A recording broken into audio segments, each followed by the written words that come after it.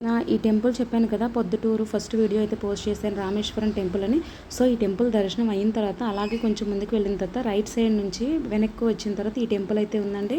ఈ టెంపుల్లో కొంచెం డిఫరెంట్గా అనిపించింది. ఈ టెంపుల్ డీటెయిల్స్ అయితే నేను ఇంకా అంత అడగలేదు. లోపల అడిగినా కూడా వాళ్ళు మాకు తెలియదని చెప్పారు.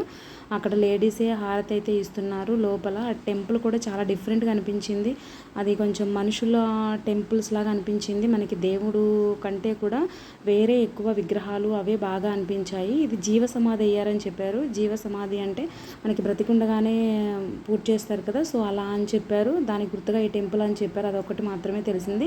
సో ముందైతే శివుడు ఉన్నారు, వెనకైతే ఇక్కడ చూపిస్తున్నాం కదా ఫోటోలు సేమ్ అలాగే ఉన్నాయండి. లోపల సైడ్ కూడా మొత్తం ఈ ఫొటోస్ మనకి లోపలికి వెళ్ళిన తర్వాత కూడా సో చూసారు కదా, ఇట్లా సేమ్ అలాగే ఉన్నాయి.